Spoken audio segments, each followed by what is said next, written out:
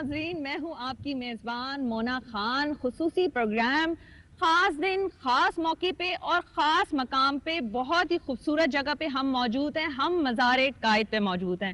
یہ جو آپ کے چہرے پہ جو مسکراہٹیں بکھر رہی ہیں نا، اس کی بھی وجہ میں بہت اچھے طریقے سے جانتی ہوں، کیونکہ آج اسپیشل ڈے ہے۔ آج 25 دسمبر ہے۔ 25 دسمبر ہمارے قائد اعظم محمد علی جناح کی سالگرہ ہے۔ اس دن کے موقع پہ میں، میری ٹیم اور پی ٹی وی کی جانب سے آپ سب کو بہت بہت مبارک ہو۔ اور چونکہ آج کرسمس بھی ہے، ان کے لیے بھی ہماری بہت ساری بیسٹ وشیز اور بہت ساری دعائیں۔ اور جس طرح سے آپ سب لوگ خوش ہیں، ہم بھی یہاں بہت خوش ہیں، کیونکہ ہم آج جو یہاں موجود ہیں سالگرہ کے دن، کیونکہ ہم بات کریں گے قائد اعظم محمد علی جناح کی، جنہوں نے یہ پاکستان بنایا۔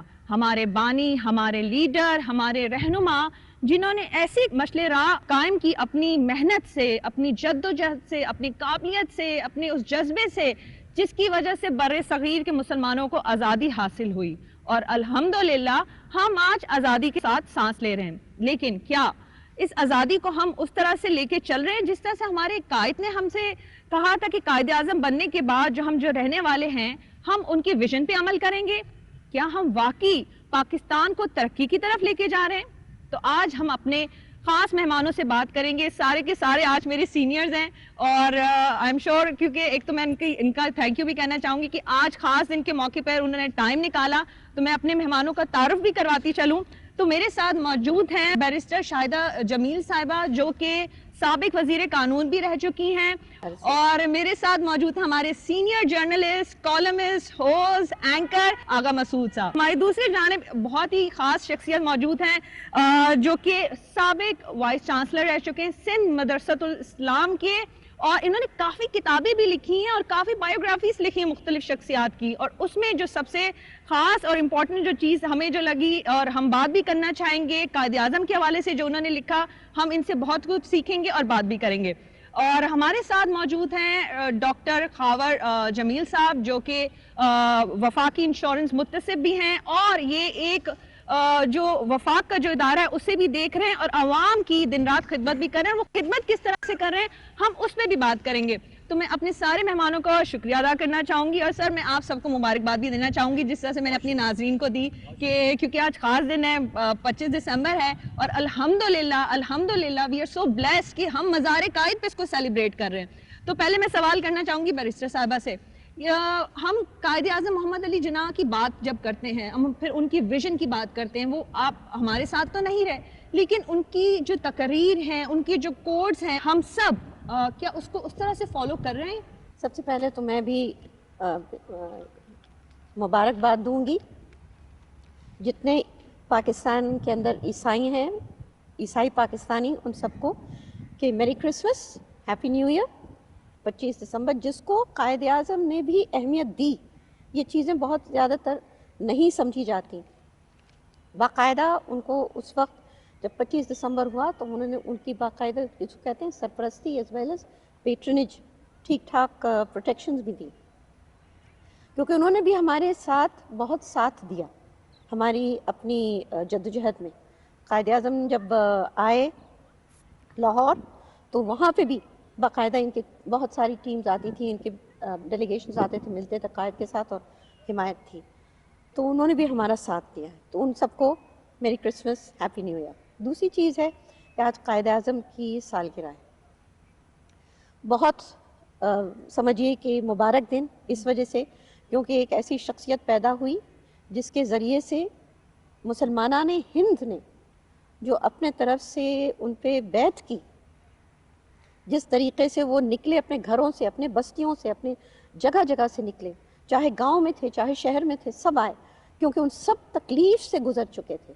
اور وہ تکلیف تھی کہ جب آپ ایک کیا کہتے ہیں کاسٹ سسٹم ہوتا ہے یا طبقاتی نظام ہوتا ہے، اور اس کے تحت آپ کو اچھوت سمجھا جاتا ہے، تو سمجھیے کہ جتنے لوگ اس لیول پہ آئے، آج ہندوستان میں بھی دیکھ لیجئے جو ان کو تکلیف ہو رہی ہے، اللہ کا شکر ہے آج ہم میں وہ تکلیف نہیں ہے، اور ہمیں یہ مملکت ملی ہے، اور یہ جگہ ملی ہے، یہ ملک ملا ہے، ہمیں اس کو آگے لے کے جانا ہے۔ اور خاص طور سے میں یہاں پہ کہوں گی جو کہ 11 اگست کو جب قائد اعظم نے اپنی تقریر کی، اس وقت وہ الیکٹ ہوئے as president elect of the constituent assembly, تو انہوں نے اصل قرارداد جو ہم کہتے ہیں مقاصد جو ہے اس دن انہوں نے سنایا کہ we are all equal citizens of the state of Pakistan.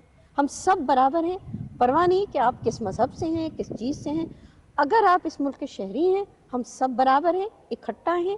ہمیں ہم آہنگی سے آگے بڑھنا چاہیے اور ہمیں محبت پھیلانی چیز چاہیے. دیکھیے ایک چیز میں آپ کو کہوں، امریکنز نے جب اپنی ریولوشن لے کے آئے تو انہوں نے کہا کہ نمبر 1 آپ کی republic if you can keep it, یعنی اگر آپ اس کو سنبھال سکتے ہیں. ایک دوسری چیز انہوں نے یہ کہا، جو چیز سمجھیے کہ قائد اعظم نے بھی اس کو سامنے آگے بڑھایا اگر آپ ان کی تقریر کا طرز دیکھیں گے، اور وہ ہے کہ ہاں ہمیں باقاعدہ اپنے نئی نسل کو جب تک ہم ان کو نہیں بتائیں گے تو آپ کی جو آزادی ہے، ریگن نے کہا تھا کہ آپ کی آزادی صرف اس حد تک ہے جنریشن تک. جب آپ اپنے نئے نسل کو بتائیں گے تو پھر وہ کھڑے ہو کے آزادی نئے نسل کو جائے گی. نئے نسل کو اپنی نسل کو بتانا ہوگا. اسی طرح سے آزادی ہر نسل در نسل پہ جانا ہے. جو آج آپ نے یہ پروگرام رکھا ہے وہ اس کا زبردست حصہ ہے اور ہم آپ کو مبارکباد دیتے ہیں. ابھی جس طرح سے انہوں نے بات کی کہ آزادی وہاں تک نہیں کہ ملک آزاد کر دیا، یہ نسل در نسل تک سر یہ چلتی رہتی ہے. کیونکہ آپ نے کتابی بھی جس طرح سے میں بات کری تھی، آپ نے قائد اعظم محمد علی جناح صاحب پہ لکھا ہے. تو ہم یہ جاننا چاہیں گے کہ آج جس پاکستان میں ہم رہتے ہیں، کیا جو آنے والی نسلیں ہیں، جو آج کے نوجوان ہیں، وہ کیا اس بات کو، اس اہمیت کو سمجھ رہے ہیں؟ دیکھیں نوجوان ایک حد تک ظاہر ہے کہ ان کو احساس بھی ہے، کیونکہ آج کل دنیا ساری ایک گلوبل ولیج بن چکی ہے. جب دیکھتے ہیں کہ پڑوسی ملک میں مسلمانوں کے ساتھ کیا سلوک ہو رہا ہے، یا وہ ممالک جہاں پر مسلمان اقلیت میں ہیں ان کے ساتھ کس طرح کے ظلم اور ستم ڈھائے جاتے ہیں، تو ان کو احساس ہوتا ہے کہ اگر یہ آزاد ملک ہمارے لیے قائد اعظم محمد علی جناح اور ہمارے جو بانی لیڈرز ہیں وہ نہیں بناتے تو غالباً ہم بھی انہی حالات میں سے گزر رہے ہوتے. اور محمد علی جناح نے، قائد اعظم محمد علی جناح نے بہت محنت کی اس ملک کو قائم کرنے کے لیے. یہ ایسے نہیں تھا کہ کوئی چیز آسانی سے ہو سکتی تھی، کیونکہ دو بہت بڑے ایڈورسریز تھے، ایک انگریز اور دوسری کانگریس. انگریز اور کانگریس ان دونوں کا جو میل تھا، انہوں نے بہت مشکلات پیدا کی، لیکن محمد علی جناح چونکہ اپنے مقصد میں سچے تھے اور وہ چاہتے تھے کہ مسلمان ایک باعزت قوم کی طرح سے دنیا بھر میں جانے جائیں، تو انہوں نے یہ مملکت قائم کر کے دکھائی. اب سوال یہ پیدا ہوتا ہے کہ ان کا آئیڈیل کیا تھا. میں جہاں تک ان کو سمجھ پایا ہوں، مجھے یہ لگتا ہے کہ وہ یہ چاہتے تھے کہ یہ جو پاکستان ہے یہ پوری مسلم امہ کے لیے ایک لیڈر کا کردار ادا کرے آگے بڑھ کر، اور وہ اس لیڈرشپ کے اس حالت میں جو باقی مسلمان ملک ہیں یا جو اقوام ہیں ان کو بھی ایک طرح سے ریپریزنٹ کرے، ان کو آگے لے کے جدید دنیا میں اپنے ایک مقام کے ساتھ ان کو لے کے جائے. اس ویژن کو حاصل کرنے میں ہم کہاں کامیاب ہوئے ہیں. میں چونکہ بحیثیت ایک استاد کے عادی ہوں نمبر دینے کا، تو میں ہمیشہ مارکس دیتا ہوں. میں سمجھتا ہوں کہ پاکستان اپنے جو گزشتہ 70-72 سال گزرے ہیں اس میں 50-50 اگر ہم رکھیں کہ 50 مارکس وہ لے سکتا ہے 100 میں سے. لیکن 2-3 چیزیں ہیں جو اچھی جو اچھی چیزیں ہیں پاکستان کی. ایک چیز جو میں سمجھتا ہوں کہ بہت اہم ہوئی وہ یہ ہوئی کہ ہم ڈیفینس ہم نے اپنا مضبوط کیا. آج ایک نیوکلیئر پاور ہیں اور اس ناطے ہمارے کئی دشمن 1000 مرتبہ سوچیں گے، 1,00,000 مرتبہ سوچیں گے کبھی کسی بھی قسم کے کسی ایڈورس ایکشن کے لیے. یہ ہماری کامیابی ہے. ہم نے ایک حد تک معاشی ترقی حاصل کی، انڈیپینڈنس ہم نے اس کو کنسالیڈیٹ کیا، لیکن جو نیگیٹو چیزیں ہیں جن کی وجہ سے ہم اپنے 50 نمبر کھو دیتے ہیں میری نظر میں، اس میں ایک سب سے بڑا جو ہم ختم نہیں کر پائے وہ ہے کرپشن. کہ ہم ملک میں سے جس کے لیے قائد اعظم جس کے سخت مخالف تھے کہ یہ کرپشن نہیں ہونی چاہیے، نیپوٹزم نہیں ہونا چاہیے، آج بھی وہ ملک میں اپنی جگہ پر موجود ہے. اس کی وجہ سے ہماری تمام تر جو زندگی کی آپ سمجھیں کہ جو ایسپیکٹس ہیں، واکس آف لائف ہیں، ان میں ہر جگہ آپ کو کوالٹی کم نظر آتی ہے کیونکہ کرپشن کے نظر ہو جاتی ہیں چیزیں. एजुकेशन कायदे आज़म का बुनियादी मकसद था कि हमारी जो नई जनरेशन है वो मुकम्मल तौर पर जदीद तालीम से बहरावर हो और बेस्ट एजुकेशन हासिल करे, उसमें हम कामयाब नहीं हो पाए हैं। और हमारे यहाँ एक बहुत बड़ी तादाद ऐसे लोगों की है जिनके ऊपर बेसिक एजुकेशन के दरवाजे तक नहीं खुले, तो वो एक बहुत बड़ा अलमिया है हमारा। उसके बाद फिर जब भी आप लीडरशिप का रोल अदा करने वाले होते हैं तो आपकी इकोनॉमिक कंडीशन बेहतर होनी चाहिए। हमारी इकोनॉमी अभी तक उस लेवल तक नहीं पहुंच पाई है। नहीं, अच्छा, ये इकोनॉमी की बात हो ही रही है, तो ये जो अभी कोविड-19 की जो बात है पूरा साल ही, लेकिन उसमें भी आई थिंक पाकिस्तान ने जिस तरह से उसको फेस किया है, क्योंकि हम जिस तरह से हमारे पास लिमिटेड रिसोर्सेज हैं और चीज़ें हैं, अल्हम्दुलिल्लाह अगर इस साल की बात अगर हम आप दुरुस्त फरमा रही हैं, वो अपनी जगह पर है, लेकिन अगर आप ओवरऑल इकोनॉमी की पोजीशन देखें, हमारी ओवरऑल एक्सपोर्ट्स देखें, हमारी ओवरऑल इंडस्ट्रियलाइजेशन देखें, एग्रीकल्चरल आउटपुट देखें, तो मैं इस साल 2 साल की बात नहीं कर रहा, मैं ओवरऑल जो 70-72 साल है। और चौथा जो सबसे अहम, जो मैं समझता हूं कि हमारे लिए स्टम्बलिंग ब्लॉक रहा है, जिसने हमारे पैरों को जकड़ा हुआ है, वो है जो हमारे मुख्तलिफ तबकात हैं मुल्क में, उनके अंदर डिसयूनिटी। जब सेक्टेरियनिज्म गालिब आ जाए, जब एथनिसिटी ये कंसीडरेशन गालिब आ जाएं, जब मुआशी नाहमवारी वो हमारी क्लास सिस्टम बन जाए, जब ये चीज़ें हो ना, और जो मुख्तलिफ तबकात हैं, प्रोविंशलिज्म, जब ये चीज़ें आ जाएं जो कायदे आज़म चाहते थे कि हम एक यूनाइटेड नेशन की तरह खड़े हों, उसमें मैं देखता हूँ कि बाज़ औक़ात हमारे यहाँ जैसे शाहिदा जमील साहिबा ने इवन हमारे जो मसीही भाई हैं उनके लिए मुबारकबाद दी, इस तरह से हम एक बड़ी अक्सरियत, हम सब इन डिफरेंसेस को खातिर में नहीं लाते हैं, लेकिन एक तबका ऐसा भी है जो कि हमारे इस मुल्क में उसकी यूनिटी के बीच में एक रुकावट है। तो अगर ये 4 चीज़ें हमारी दुरुस्त हो जाती तो गालबन हम ए ग्रेड में होते, डिस्टिंक्शन हम हासिल करते, लेकिन अभी ये 4 चीज़ें ऐसी हैं जो कम हैं। अच्छा, सर ने जो बात की, डिफेंस की बात की, तो यहाँ हम पाक फौज को भी सलाम देना चाहेंगे जिनकी वजह से ये मुल्क कायम और दायम है। जी सर, बात हो रही थी इदारों की, सर ने तो 50 मार्क्स दे दिए है, 50 मार्क्स अभी बाकी हैं, उस पर हमें काफ़ी काम करना है, लेकिन उसमें आपका भी इदारा है जिसके हवाले से जो मैंने देखा कि उसमें 60 दिन के अंदर जो है करीब अवाम की आवाज़ सुनी जा सकती है, ये क्या मामला है? एक तो सबसे पहले मैं कहूँगा, जहाँ हम बैठे हुए हैं कायदे आज़म के ज़ेर साया उनके मज़ार के साथ, उन्होंने हमें एक रोशन पाकिस्तान दिया। मैं बात यहाँ से शुरू करूँ, और ये इतना अल्लाह तबारक व तआला का एहसान और करम है, जितना भी शुक्र करें कम है कि आज हम एक आज़ाद मुल्क में बैठे। इतना बड़ा विजन है, क्योंकि जो हिंदू तवा की बात आज कर रहे हैं, जो जिस किस्म की अपनी मुसलमानों को बर्बादी और तबाही की तरफ ले गए हैं, उनको परेशान करें, लेकिन बरसग़ीर के मुसलमान जो हैं वो अब भी पाकिस्तान उनके लिए मरकज़ियत की हैसियत रखता है। कायदे आज़म ने एक पाकिस्तानी शऊर, मैं कहूँगा एक नया लफ्ज़ है, पाकिस्तानी शऊर बेदार किया इस कौम में, इस हवाले से जब ये मुमलिकत बनाई। अब इसमें बहुत सारी चीज़ें पहलू है। बुनियादी वजह यह है कि हमें जितनी भी हमारी मुल्क के अंदर ज़बानें बोलियाँ बोली जाती हैं, उन सब का रस्म ख़त एक है। हमको जो जकड़ा हुआ है हमारा मज़हब एक है, इस्लाम है, बुनियादी चीज़ वो है। जब हम उसके ऊपर आते हैं तो फिर हमारी राब्ते की ज़बान कह लें, उस पर आप कुछ भी नाम दें, पाकिस्तानी ज़बान कह लें, उर्दू कह लें, कुछ वो उस पर कायदे आज़म बड़े वाज़ेह अल्फाज में बांग्लादेश जब ईस्ट पाकिस्तान तक अपनी तकरीर में कह चुके हैं, ये हमारी राब्ते की ज़बान है। जो भी किसी पाकिस्तान के कोने में जाएँ तो ये विजन था। जब आप समझे 1857 की तहरीक आज़ादी चल रही थी और कांग्रेस में कायदे आज़म भी उनकी मीटिंग्स अटेंड करते थे, उन्होंने विजन वहाँ से देखा कि आने वाला वक्त मुसलमानों के लिए सही नहीं होगा। हिंदू की जो ज़हनियत है बहुत काबिल तकलीफ़ और बुरी बात, जो आज वहाँ के मुसलमानों हिंद जो है परेशान कर रहे हैं, लेकिन उनकी तवज्जो और वो हमारी तरफ देखते हैं। ज़ाहिर बात है हमारा हिस्सा है, हम अलग नहीं कर सकते। अल्हम्दुलिल्लाह जितना भी अल्लाह का शुक्र करें, ये मुल्क अल्लाह ने नेमत दी, सारे के सारे वसाइल हैं, समंदर, चारों मौसम, मिनरल्स इतने बड़ी तादाद में हैं कि आप तसव्वुर नहीं कर सकती।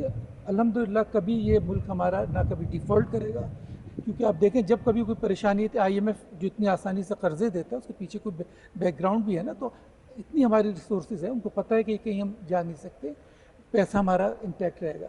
तो ये बड़ी वक्ती बातें हैं, चीज़ें प्रोसेस से गुजर रहे हैं, फ़िल्टर होती रहेंगी, ख़राब चीज़ें निकलेंगी, साफ़ सुथरी जमहूरियत और सारी चीज़ चलती हुई आगे बढ़ेंगी। और हमारे यहाँ 60 6 दिनों के अंदर जो आपके इंसाफ देते हैं, ये ग्रास रूट लेवल तक जाने वाली बात है।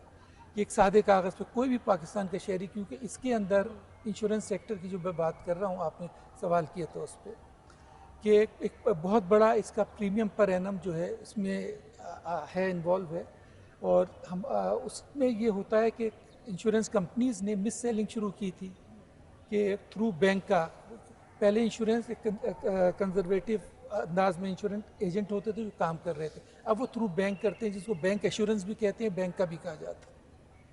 तो उसमें उसका ये हुआ नुकसान, ये हुआ कि वो मिस सेलिंग शुरू कर, ब्रांच मैनेजर को नहीं पता होता कि क्या चीज़ किस तरह करनी है, वो अपना टारगेट पूरा करने के लिए एक चीज़ बेचते। कोई बात नहीं, लेकिन हर चीज़ का इंशाल्लाह सब निकल रहे हैं हम चीज़ों से। उसको बहुत सी चीज़ें की हैं जो मेजर्स लिए थे, तो वो बेहतरी सिर्फ एक सादे कागज़ पे एप्लीकेशन दरख्वास्त दें, 24 घंटे के अंदर आपको एक नंबर अलॉट हो जाता है और 60 दिन में वो फैसला हो जाता है। जी आगा साहब, आज एक बड़ा अहम सतून हमारा मीडिया सहाफ़त का भी नाम होता है, क्योंकि जितने जैसे जैसे टाइम गुजरता गया, मीडिया भी ज़्यादा ग्रो करता गया, प्रिंट से हम इलेक्ट्रॉनिक, अब सोशल मीडिया की तरफ भी जा चुके हैं, और बड़ा उसका असर है हमारे नौजवानों पे, हमारे देखने वालों पे, क्योंकि यही वो प्लेटफॉर्म्स होते हैं, यही वो टूल होता है जिसकी वजह से हम अपनी हिस्ट्री को, हम अपने कायदे आज़म मोहम्मद अली जिन्ना की ज़िंदगी को बेहतर तरीके से समझ सकते हैं, वो हम क्या शेयर करें सोशल मीडिया पे, टीवी पर। तो आप क्या समझते हैं कि अभी जो मीडिया की जो परफॉर्मेंस है सारी चीज़ों को लेके, वो किस तरफ जा रही है और क्या अच्छी है, नहीं है? देखिए, मैं ये अर्ज़ करूँ कि मीडिया की जो परफॉर्मेंस है वो अच्छी नहीं है। मैं ख़ुद भी मतलब ये कि मुझे अब 40 साल हो गए और मैं बड़े गौर से देखता हूँ। एक हमारा ज़माना था कि किस तरीके से हम लिखते थे, किस तरीके से हम टीवी प्रोग्राम करते थे, सालों प्रोग्राम किए, लेकिन एक लब लहजा होता था, एक गुफ्तगू करने का अंदाज़ होता था, वो अंदाज़ अब ख़त्म हो गया। और दूसरी बात ये कि गुफ्तगू में जाहरियत आ गई है, एग्रेशन बहुत ज़्यादा आ गया। ऐसा लगता है कि वो कोई कंपेयर या जो पार्टिसिपेंट हैं वो चाहते हैं कि मतलब फ़ौरन ही मतलब ये कि पाकिस्तान के अंदर तब्दीली आ जाए और हमारी सोच के तहत तब्दीली है।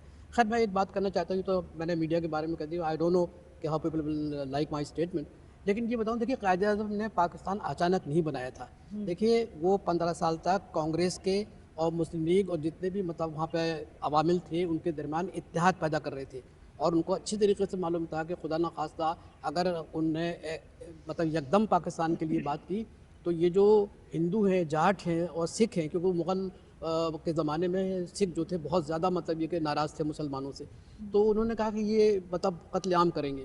तो वो 15 साल तक मतलब ये कि वो हिंदू और मुसलमानों के दरमियान इत्तेहाद की कोशिश करते हैं, उनको बाकायदा अवार्ड मिला। लेकिन जब उन्होंने देखा कि ये चीज़ें जो हैं इनको कांग्रेस को समझ में नहीं आ रही, और माफ़ कीजिए उसमें वो भी शामिल थे उलमाए कराम कांग्रेस के, जो कांग्रेस के हामी थे। ये नहीं जो शेख साहब फरमा रहे थे ना, शेख साहब में उलमाए कराम का भी नाम भूल गए, जो कांग्रेसी थे और बाकायदा कायदे आज़म की मुखालफत कर रहे थे। तो मैं अर्ज़ कर रहा हूँ कि फिर इसके बाद आपको माने कि डायरेक्ट एक्शन डे 1946 में कायदे आज़म ने जब देखा कि किस तरीके से जो इंटरिम गवर्नमेंट है काम कर रही है मुसलमानों के खिलाफ, उन्होंने डायरेक्ट एक्शन डे का ऐलान किया। आप यकीन करें, सिर्फ एक महीने के अंदर बिहार में 50,000 मुसलमानों को मारा गया, एक साल के अंदर। और गांधी जी वहाँ गए नवाखाली से, ही वेंट टू बिहार, और उनके ये बड़ा तारीख़ी जुमला है, उसने कहा कि हे राम, मेरा तो नॉन वायलेंस का फ़लसफ़ा ख़त्म हो गया, कुएं में लाशें, खेतों में लाशें। यानी आप अंदाज़ा नहीं कर सकते कि उस दिन क्या हुआ एक महीने के अंदर। खुद फ्रंटियर गांधी वो भी गए और उन्होंने देखा कि ओ मेरे खुदा, ये सूरत हाल है।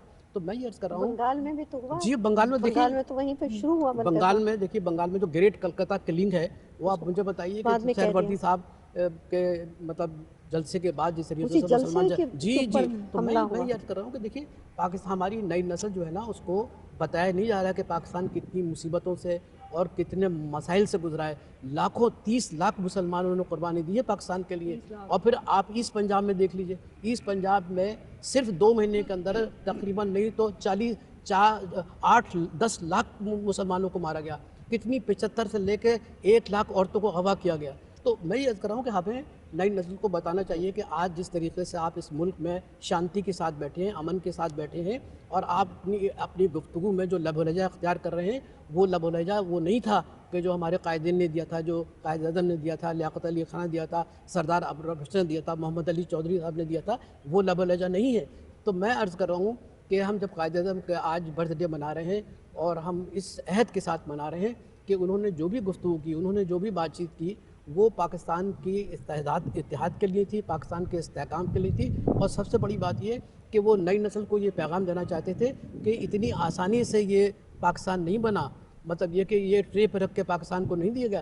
کئی قوتیں ایسی تھیں کہ جو پاکستان کے خلاف کام کر رہی تھیں، اور آج بھی جب میں آپ سے قائد اعظم کے سلسلے میں بات کر رہا ہوں، ایسی قوتیں پاکستان کے اندر موجود ہیں. یہ احسان فراموش لوگ ہیں، ہے نا، یہ پاکستان کا کھاتے ہیں اور پاکستان کے خلاف کام کرتے ہیں. یہ اسی درخت پر بیٹھ کے اس شاخ کو کاٹ رہے ہیں جس پہ ان کا آشیانہ بنا ہے. رئیس صاحبہ، کیونکہ آپ کا ظاہر سی بات ہے آپ قانون کو جس انداز میں اور بہترین انداز میں جانتی ہیں آپ، کیونکہ یہاں ہم عدل انصاف کی بات کریں، قانون کی بات کریں، آپ کو کیا لگتا ہے یہ ہمارے یہ جو ادارے ہیں یہ کس طرح سے پرفارم کر رہے ہیں؟ کیونکہ قائد اعظم نے کچھ بہت ساری چیزوں میں اس میں جن پہ فوکس کرنے کو کہا، اور اس پہ کہا کہ اس پہ اگر ہم انصاف پہ، عدل انصاف پہ چیزوں پہ کام کریں تو میرے خیال سے ایک بہترین پاکستان بن سکتا تھا. کیا اب اس طرح سے یہ سلسلہ ہے؟ آپ کیا دیکھتی ہیں؟ افسوس سے کہنا پڑتا ہے کہ جو معیار 50 میں تھی ہماری جوڈیشری کی، وہ آہستہ آہستہ کنفیوز ہو گئی. کنفیوژن میں کہوں گی کیونکہ کسی کی رائے کچھ ہے، کسی کی رائے کچھ ہے، اور یہ ججمنٹس میں آئی ہیں. بہت سارے ایسے ججمنٹس آئے ہیں، فیصلے آئے ہیں جو ایک دوسرے کے تضاد، اگر آپ اس کو باریکی سے دیکھیں تو ایک دوسرے کو کراس کر رہے ہیں. ایک قسم کی ٹینشن نظر آتی ہے نظریے کی، چاہے وہ سوشلسٹ یا فری انٹرپرائز.